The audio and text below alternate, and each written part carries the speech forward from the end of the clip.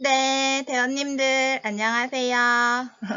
네, 쉬는 시간 잘 가지셨나요? 그리고 제가 내어드린 미션 수행도 잘 해주셨죠?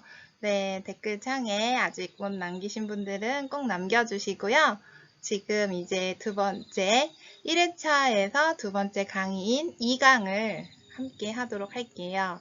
지금 계속 하고 있는 책은 보이지 않는 것들이라는 소설책이고요. 네, 대원님들 다 못 읽으신 분들도 많으시겠지만 네, 너무 부담 갖지 마시고 함께 이 시간 참여해 주시면 좋겠습니다.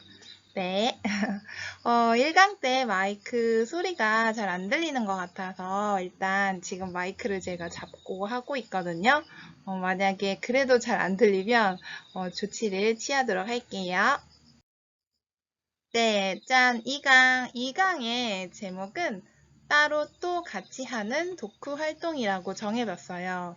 왜냐면 우리가 대면 강의를 하게 되면 이제 함께 모여서 직접 얼굴을 맞대고 또 서로 도와주면서 함께 할 수 있는 그런 독후 활동들을 지금은 비대면으로 하기 때문에 어쩔 수 없이 이렇게 따로 함께 있지는 못하지만 공간은 따로따로 존재해서 있지만 그래도 활동만큼은 또 마음만큼은 함께 같은 마음으로 한다는 의미로 따로 또 같이 하는 독후 활동이라고 정했어요. 좀 그럴듯한가요? 네. 자, 드디어 보이지 않는 것들에 대해서 이제 이 소설책에 대해서 좀 집중적으로 이야기를 나눠볼까 하는데요. 출판사 서평 중에 이런 문장이 있더라고요. 함께 읽어볼까요? 시작! 거장의 작품. 이 작품을 다 읽고 나면 세상이 훨씬 넓어질 것이다. 출판사 서평 중에 이런 말이 있더라고요. 정말 로이 야쿤센이라는 작가는 세계가 인정한 그런 대단한 훌륭하신 작가님이신 거는 다 알겠죠. 그리고 이 작품 보이지 않는 것들이라는 이 소설을 읽고 나면 우리가 세상을 바라보는 시각 또는 관점이나 태도 같은 게 훨씬 넓어진다 이런 이야기를 하고 있는데요. 저는 정말 이 출판사 서평이 단순히 이 책을 홍보하기 위한 문장은 아니라는 느낌이 들었어요. 왜냐하면 이 책에 등장하는 공간, 이 소설의 작품 공간은 바로 어디죠? 섬이거든요. 우리가 생각하는 섬은 어때요? 고립되고 좀 답답한 폐쇄된 공간이라는 그런 섬인데요. 오히려 섬에서 일어나는 일들, 섬에 등장하는 그런 주인공들의 삶을 통해서 세상을 굉장히 넓게 바라보게 해준다는 이 표현이 정말 너무나 와닿았어요. 그러니까, 아니, 얼마나 대단하게 작가님이 문장을 쓰셨으면 이렇게 어떻게 보면 반전의 효과죠. 이런 반전을 느낄 수 있게 하나, 이런 점이 더 와닿았던 것 같아요. 또 제목도 이제 심상치 않죠. 보이는 것들에 집중하는 오늘날에 어떻게 보면 보이지 않는 것들이 얼마나 강력하고 소중한지에 대해서 말하고 있는 부분이 정말 독자들로 하여금 이 책 뭐야? 이 소설 뭐야? 한번 읽어봐야겠는데? 라는 그런 느낌을 주게 해주는 것 같아요. 네. 그러면 또 보이지 않는 것들 소설. 우리가 소설하면 정말 중요한 게 뭐죠?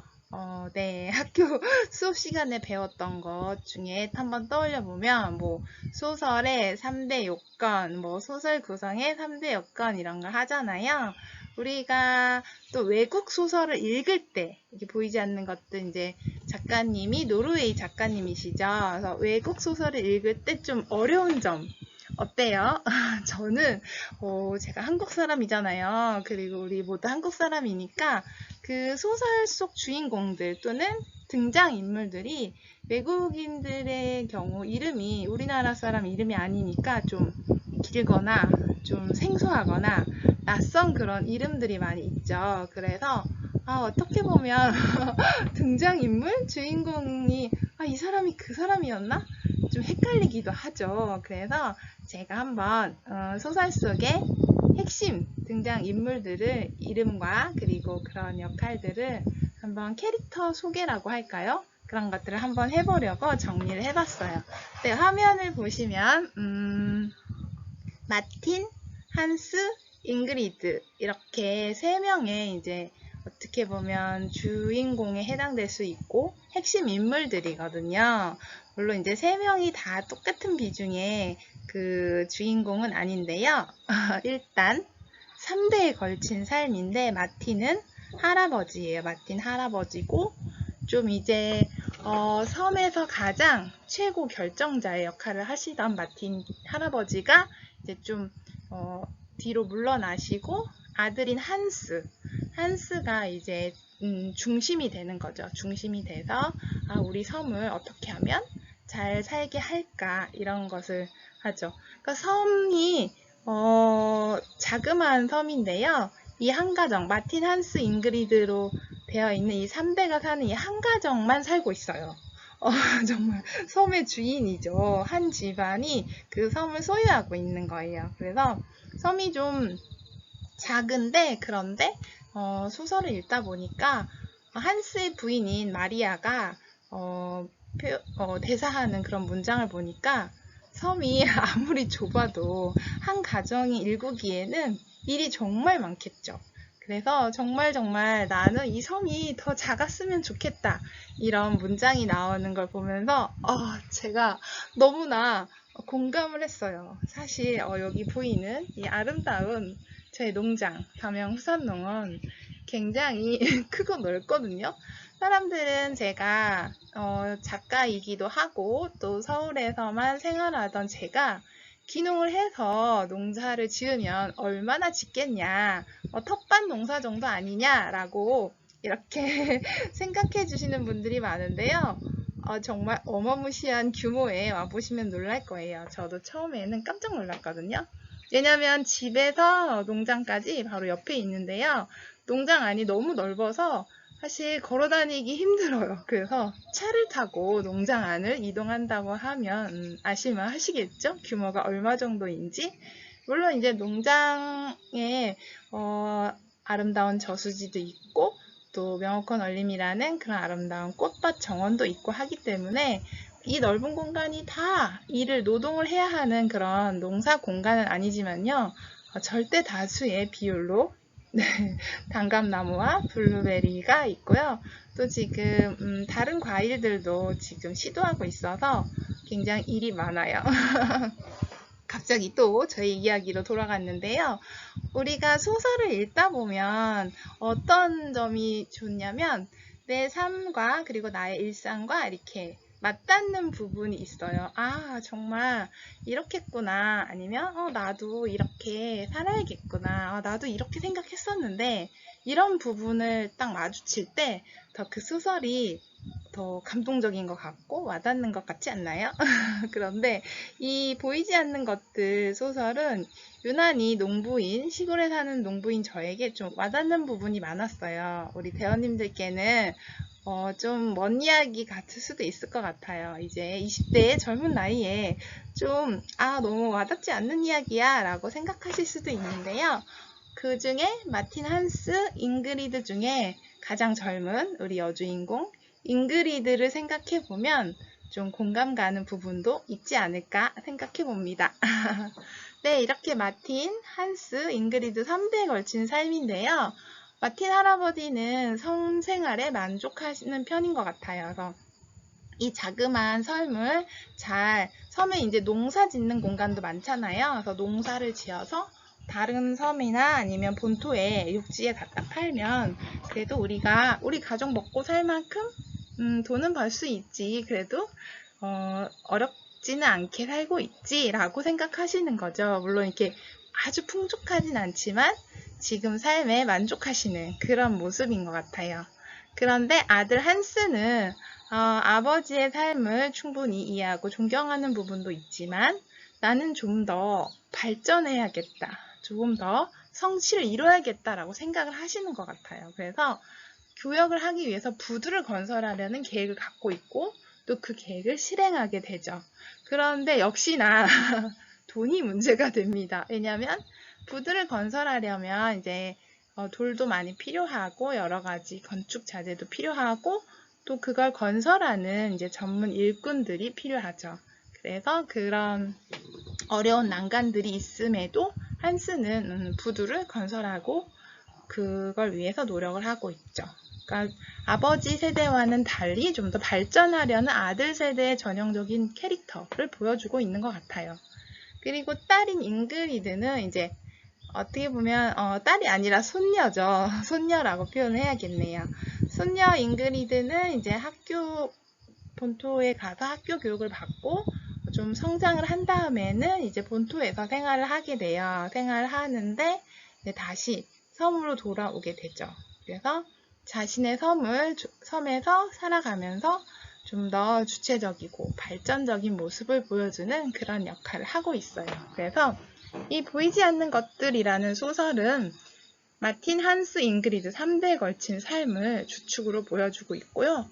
또 이분들만이 핵심은 아니고 다음 장에서 설명해 드릴게요. 네, 마리아, 엄마, 잉그리드 딸, 그리고 바브로라는 고모가 등장해요. 세 등장인물의 공통점은 무엇일까요? 세 분 다 여성이라는 공통점이 있죠. 우리가 흔히 생각할 때 농촌도 그렇고 어촌도 그렇고 어떤가요? 남성 중심의 사회가 될 수밖에 없죠. 왜냐면 저도 살아보니까 농촌과 어촌은 굉장히 육체적 노동을 많이 필요로 하고요. 그 육체 노동을 잘 수행할 수 있는 남성의 역할이 매우 크게 작용하고 있거든요. 그래서 남성 중심이 될 수밖에 없고 또 그것이 좀 합리적인 것 같아요. 그래서 이 섬, 보이지 않는 것들에 등장한 이 섬도 이제 남성 중심으로 계속해서 돌아갔었는데요.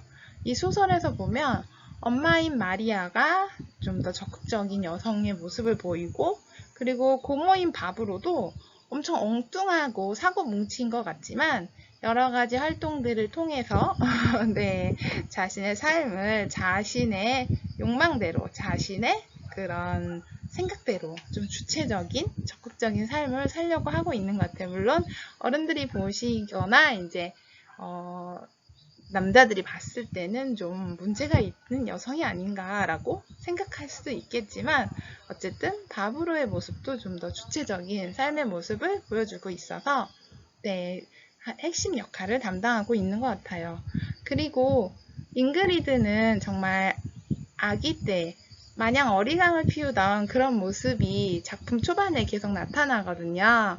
아빠인 한스가 잉그리드를 엄청 귀여워하는 그런 장면이 나와요. 외동딸이기도 하고 얼마나 귀엽겠어요. 섬에 있는 다른 가족이 있는 것도 아니고 이제 자신의 딸 잉그리드만을 바라보면서 열심히 생활하던 아빠 한스였는데요.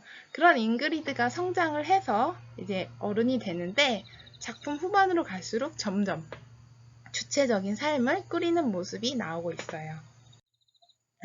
자, 이제 북스타그램이라고 한번 만들어 봤는데요. 우리가 인스타그램 그런 거 많이 하죠.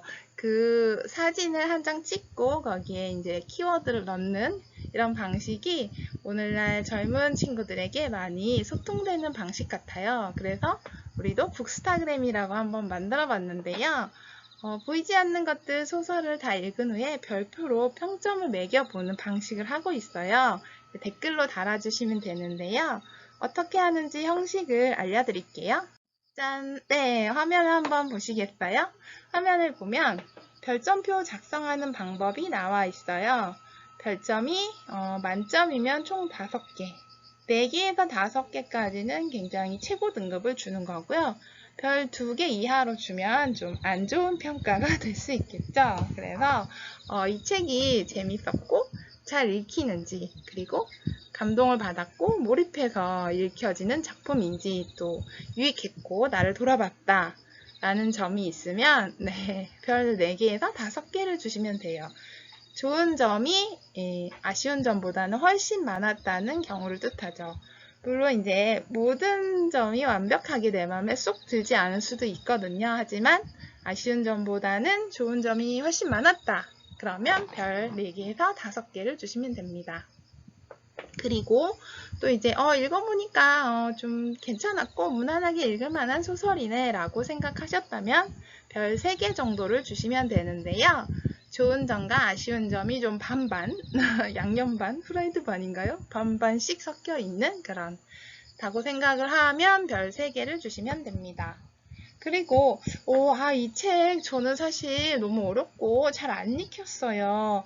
굉장히 거장의 작품이라고는 하는데 좀 몰입도 안 되고 재미도 없고 지루하고 또 좀 뭐랄까 제 입장에서는 그렇게 유쾌하고 흥미롭진 않았어요 라고 생각하시면 별 2개 이하라고 주셔도 돼요. 좋은 점이 없진 않았지만 그래도 아쉬운 점이 훨씬 더 많았다 하시는 경우에 별 2개 이하를 주시면 되는데요. 이거는 솔직하게 해주시면 되고요. 우리가 아무리 거장이지만 이 작가님께 아부할 필요는 없어요. 읽어보신 독자의 아주 독자 고유의 권한이니까요.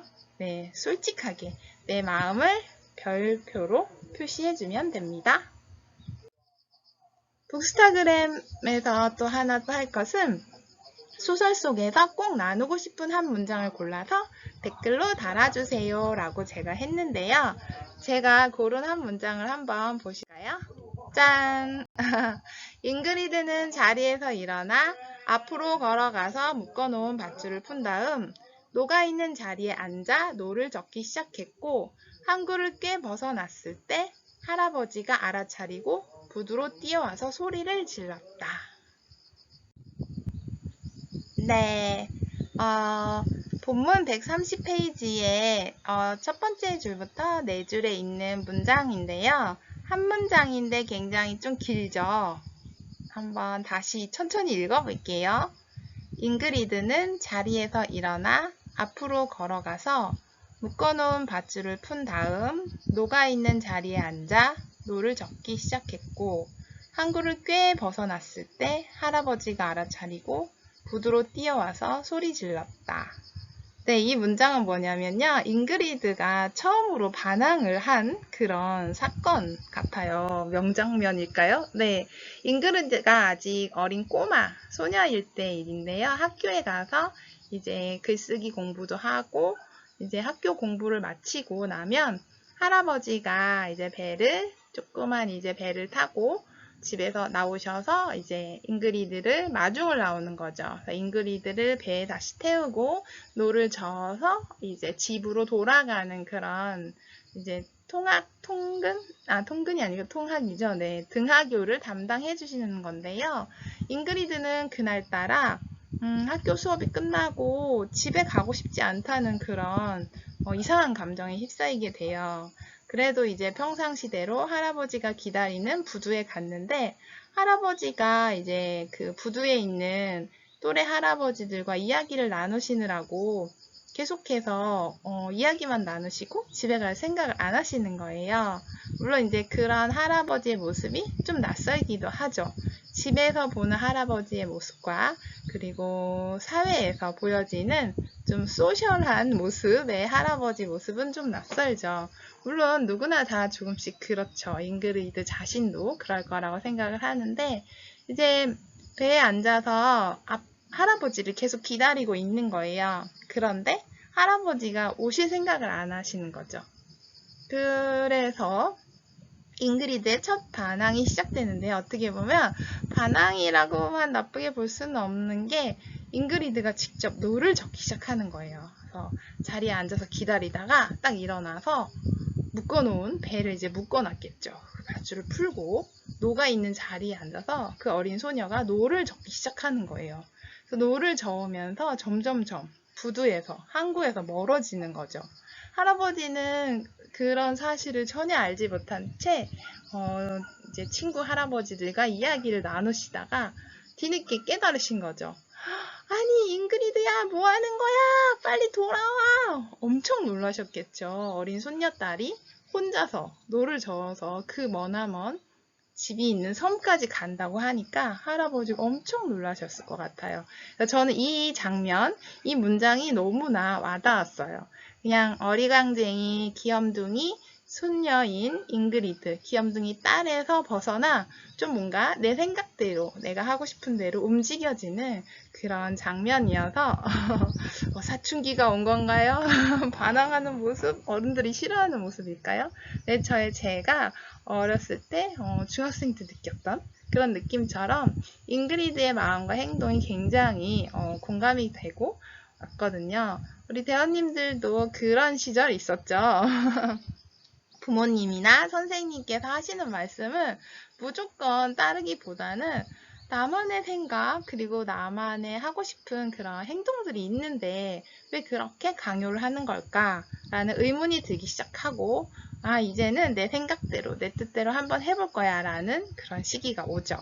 그런 부분이 정말 어떻게 보면 인생에서 매우 소중하고 값진 시간이고 기회인 것 같아요. 네, 소설은 이제 첫 문장이 굉장히 중요하거든요. 지금 앞에서는 내 마음에 와닿는 문장 하나를 골라서 썼는데요. 사실 모든 소설을 딱 펼쳤을 때 맨 첫 문장이 굉장히 독자를 사로잡아야 그 다음 페이지가 넘어가는 의미가 있기 때문에 사실 모든 작가님들은 소설을 쓰실 때 첫 문장을 굉장히 신중하게 그리고 고심해서 쓴다고 해요. 간결하면서도 궁금증을 유발하는 문장으로 시작한다. 네, 이게 어떻게 보면 소설 쓰기의 공식, 법칙 같은 이야기인데요. 한번 보실까요? 네, 이 보이지 않는 것들 소설의 첫 문장 다들 읽어보셨을 건데요. 이렇게 써 있죠? 제가 한번 읽어볼게요. 바람 한 점 없는 7월의 어느 날, 연기 한 줄기가 하늘로 피어올랐다. 네, 7월이면 굉장히 무더운 날인데 바람도 한 점 없으니까 정말 무더웠겠죠. 그런데 왜 뜬금없이 하늘로 연기가 피어올랐을까요? 좀 궁금해지기도 하죠.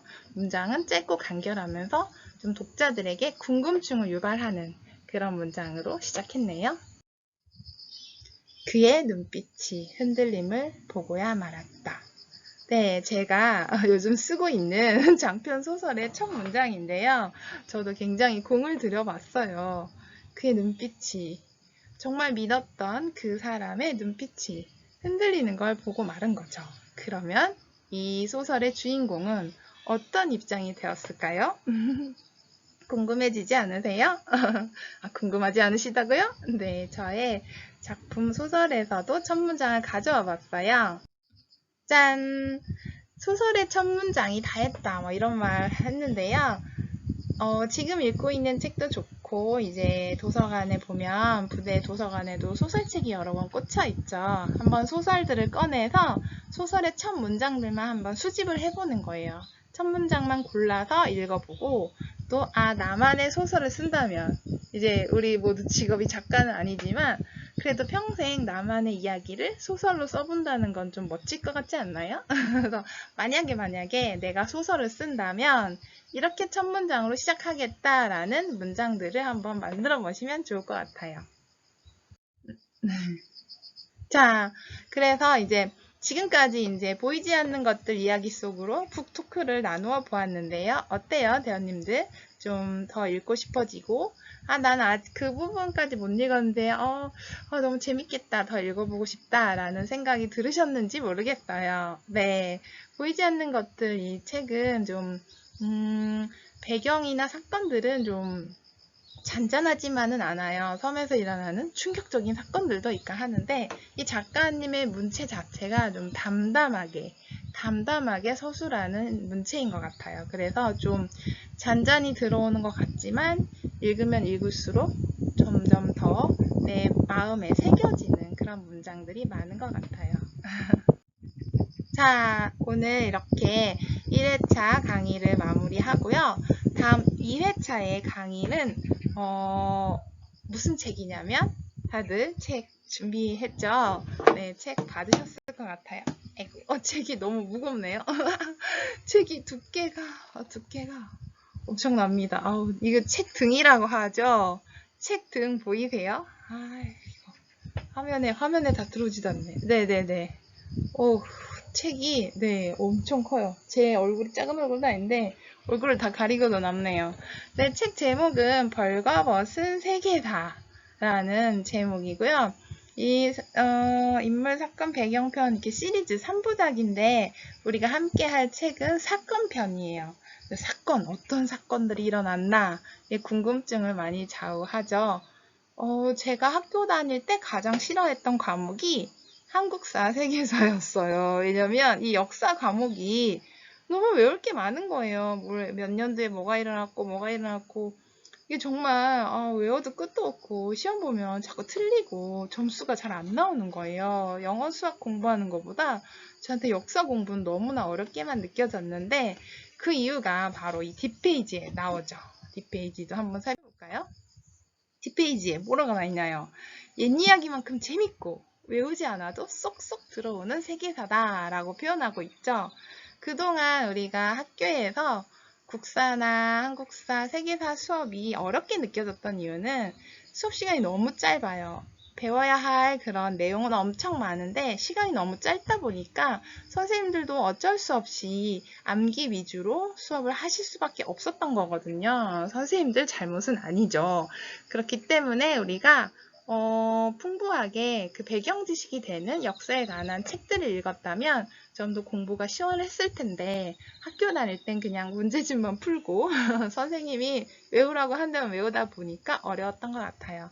네, 다음 시간 2회차도 굉장히 기대가 되는데요. 다음에 벌거벗은 세계사 사건편으로 돌아오도록 하겠습니다.